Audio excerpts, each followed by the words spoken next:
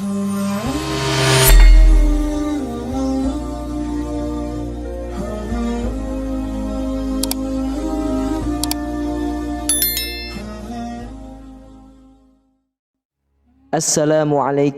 warahmatullahi wabarakatuh.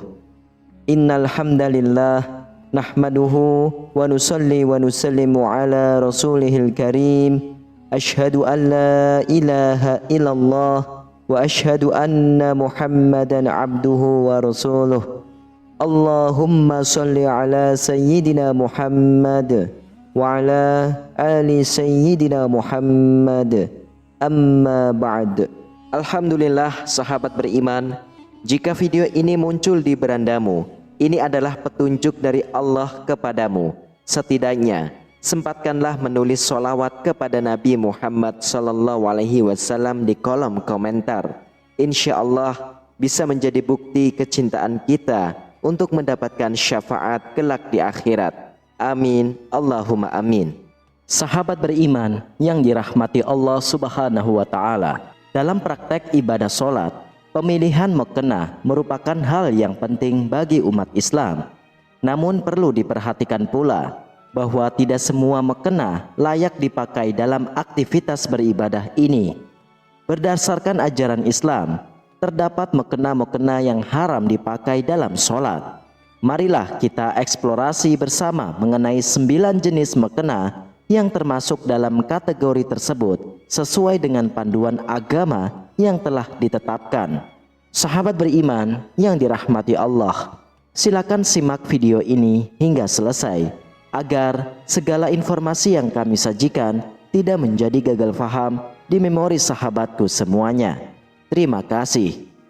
Yang pertama adalah mukena dengan dagu yang tidak tertutup dinyatakan haram dipakai dalam sholat. Hal ini didasarkan pada penjelasan dari ulama Syafi'iyah, Imam Ash-Shirazi, yang menguraikan batasan wajah secara rinci dalam kitab Al-Muhazzab. Menurutnya, wajah mencakup wilayah antara tumbuhnya rambut kepala hingga ke dagu, serta ujung dua rahang dengan batas yang membentang dari telinga satu ke telinga yang lain. Dengan demikian, bagian bawah dagu yang merupakan tempat tumbuhnya janggut hingga ke leher bukanlah bagian dari wajah yang boleh ditampakkan saat melakukan sholat untuk wanita. Sebagaimana dinyatakan dalam penjelasan tentang batasan wajah tersebut, bagian bawah dagu dianggap sebagai aurat bagi wanita dan harus ditutup saat melaksanakan sholat.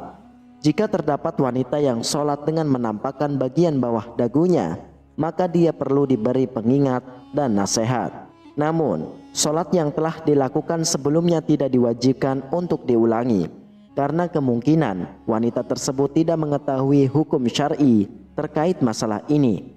Untuk itu, silakan saudaraku membagikan informasi ini kepada sanak saudara, teman, dan kerabat, supaya menjadi pembelajaran dan ilmu pengetahuan. Lalu yang kedua, mukena yang transparan juga termasuk dalam kategori mukena yang haram dipakai dalam sholat. Mukena transparan memiliki sifat yang kemungkinan bagian dalam mukena terlihat, termasuk bagian auratnya. Dalam sholat, umat Islam diwajibkan menutup auratnya dan tidak boleh ada bagian aurat yang terlihat.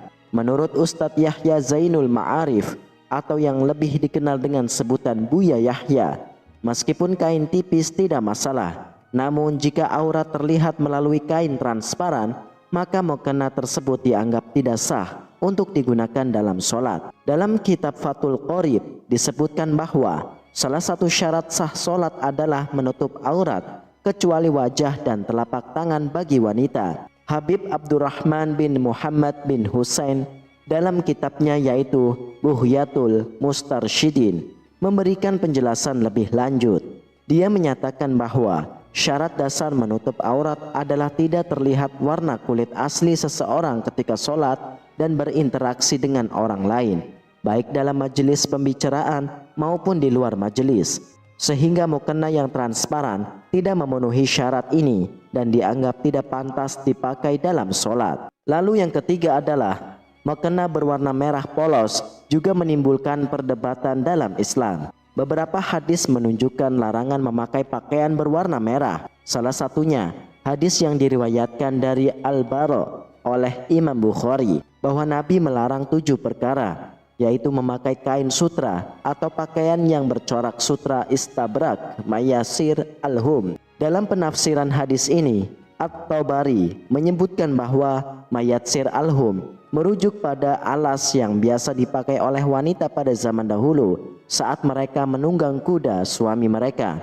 Alas ini biasanya terdapat dari kain merah, dibaj atau brokat atau sutra, dan berasal dari kebiasaan non-Arab. Selain itu, hadis yang diriwayatkan oleh Ibnu Abbas radhiyallahu anhu juga mencatat larangan memakai pakaian berwarna merah. Diceritakan oleh Ibnu Abbas dalam hadis Imam An-Nasa'i nomor 5266 dengan sanad sahih. Beliau mengatakan, "Saya dilarang untuk memakai pakaian berwarna merah, cincin emas, dan membaca Al-Quran ketika ruku." Namun, para ulama berbeda pendapat dalam menafsirkan hadis-hadis ini. Pendapat pertama menyatakan haram memakai pakaian berwarna merah secara mutlak sebagai tindakan kehatian dan untuk memperkuat hadis-hadis yang melarangnya. Pendapat yang kedua memperbolehkan penggunaan pakaian berwarna merah secara mutlak. Pendapat ketiga menyatakan bahwa memakai pakaian yang dicelup dengan warna merah secara penuh adalah makruh. Namun jika warna merahnya ringan atau tidak penuh, maka diperbolehkan. Pendapat keempat menyatakan bahwa memakai pakaian berwarna merah secara mutlak adalah makruh jika bertujuan untuk perhiasan atau ketenaran, namun diperbolehkan jika dipakai dalam rumah atau di tempat kerja. Dengan demikian, meskipun terdapat perbedaan pendapat, umat Islam dianjurkan untuk mempertimbangkan kehati-hatian dan khusyuk dalam memilih pakaian, termasuk dalam hal penggunaan mukena berwarna merah. Lalu yang keempat, mukena yang diperoleh melalui pinjam tanpa izin terlebih dahulu juga termasuk dalam kategori mukena yang tidak pantas digunakan dalam sholat. Dalam ajaran Islam, mempergunakan atau memanfaatkan harta milik orang lain tanpa izin atau pengetahuan pemiliknya disebut dengan sifat ghazab yang diharamkan secara tegas. Dalam Islam, penggunaan dan pemakaian barang milik orang lain hanya diperbolehkan melalui cara-cara yang telah ditetapkan, seperti pinjaman, titipan, menyewa, atau melalui akad lain yang didasarkan pada kesepakatan saling ridho antara pihak yang meminjam dan yang dipinjam. Hadis yang diriwayatkan oleh Imam Bukhari dan Imam Muslim menegaskan bahwa melakukan kezoliman dengan mengambil sejengkal tanah saja akan mendapat hukuman yang berat di hari kiamat. Ancaman ghazab juga tercantum dalam hadis lain yang menyatakan bahwa barang siapa yang mengambil harta saudaranya tanpa izin, maka Allah akan menjamin bagi mereka neraka dan mengharamkan surga bagi mereka. Bahkan jika barang yang diambil hanya sekecil siwak, dengan demikian mukena yang diperoleh melalui pinjaman tanpa izin terlebih dahulu dianggap sebagai perbuatan yang melanggar prinsip-prinsip Islam, sehingga penggunaannya dalam sholat menjadi tidak sah. Lalu yang kelima, mukena yang memiliki gambar hewan juga termasuk dalam kategori haram dipakai dalam sholat. Hal ini didasarkan pada hadis yang diriwayatkan oleh hadis riwayat Imam Abu Daud nomor 4157 dan Imam An-Nasa'i nomor 216 dari Abu Hurairah. Dalam hadis tersebut, malaikat Jibril meminta izin kepada Nabi Muhammad untuk masuk. Namun beliau menyatakan bahwa Jibril tidak bisa masuk karena di dalam rumah terdapat tirai yang bergambar. Jibril mengingatkan bahwa para malaikat tidak akan masuk ke dalam rumah yang dihiasi dengan gambar-gambar. Penafsiran terhadap hadis ini menyatakan bahwa makna syurah atau gambar yang dimaksud adalah gambar makhluk hidup yang memiliki wajah ataupun kepala. Ibnu Abbas radhiyallahu anhu menjelaskan bahwa syurah atau gambar adalah kepala, sehingga jika kepala tersebut dipotong atau dihilangkan, maka hilanglah hakikat dari gambar tersebut.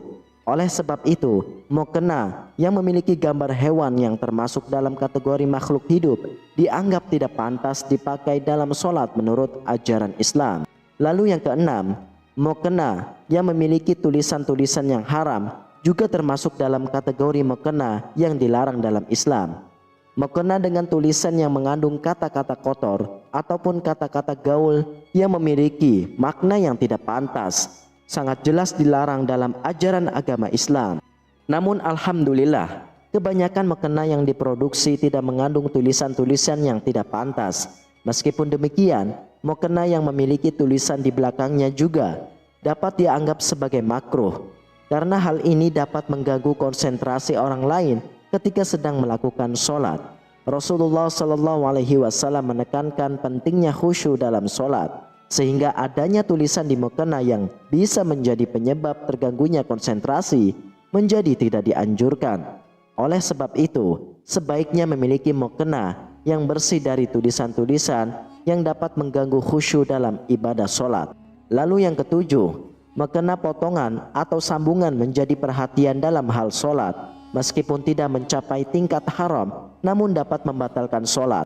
Syekh Ibnu Al-Qasim Al-Ghazali menjelaskan dalam kitab Fathul Qorib bahwa aurat wanita dalam sholat mencakup seluruh badannya kecuali wajah dan kedua telapak tangannya, baik bagian luar maupun dalam hingga pergelangan tangan. Salah satu tradisi yang umum di sekitar kita adalah penggunaan mukena potongan atau sambungan sebagai penutup aurat perempuan saat sholat.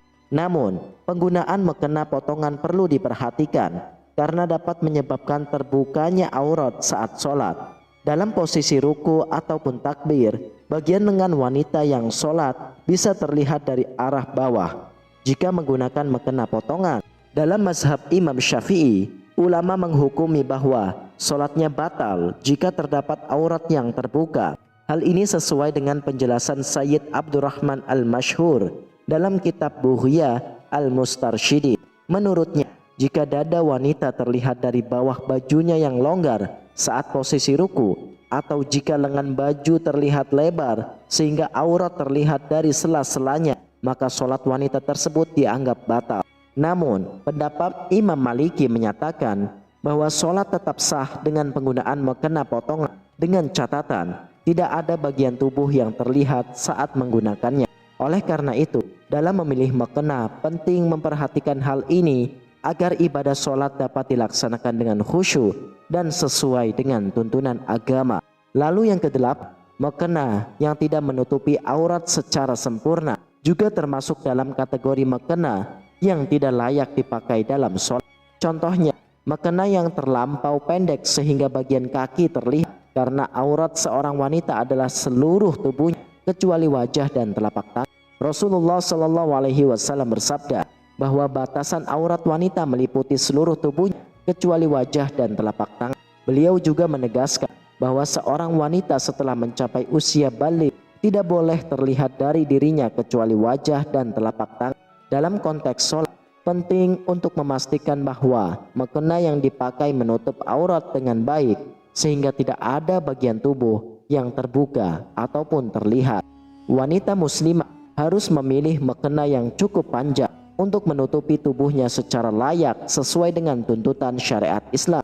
Hal ini merupakan bagian dari menjaga kesucian dan kekhusyuan dalam ibadah sholat. Kemudian kesembilan, mukena yang diperoleh melalui cara yang haram juga termasuk dalam kategori mukena yang tidak layak dipakai dalam sholat. Dalam ajaran Islam, penting untuk memperoleh barang-barang konsumsi, termasuk pakaian, dengan cara yang halal dan terbebas dari segala bentuk penipuan, pencurian, ataupun pelanggaran hukum lainnya. Jika mukena tersebut diperoleh melalui cara yang haram, misalnya hasil dari penipuan, pencurian, korupsi, ataupun perdagangan yang tidak sesuai dengan prinsip-prinsip Islam, maka penggunaannya dalam sholat menjadi tidak pantas. Rasulullah Shallallahu Alaihi Wasallam mengajarkan umatnya untuk mencari rezeki dengan cara yang halal dan baik dan menjauhi segala bentuk kemaksiatan. Sebagai seorang muslim, penting untuk selalu memperhatikan asal-usul barang yang digunakan dalam ibadah, termasuk mukena. Dengan memastikan bahwa mukena diperoleh melalui cara yang halal, kita dapat menjaga kesucian ibadah sholat serta menghindari dosa-dosa yang mungkin timbul akibat penggunaan barang yang haram. Sahabat beriman yang dirahmati Allah Subhanahu wa Ta'ala, Itulah ke-9 jenis mukena yang haram dipakai ketika sholat. Wallahu a'lam bishawab. Sahabat beriman, demikianlah hanya ini yang dapat saya bagikan dan sampaikan. Semoga video ini bermanfaat untuk kita semua. Dan saya berterima kasih sekali kepada sahabatku yang sudah menonton video ini hingga selesai. Semoga para sahabatku diberi kesehatan, keafiatan, diberi kelancaran rezeki yang barokah, dan diberikan kemudahan dalam setiap urusannya, baik di dunia maupun di akhirat. Amin, amin ya rabbal alamin. Wassalamualaikum warahmatullahi wabarakatuh.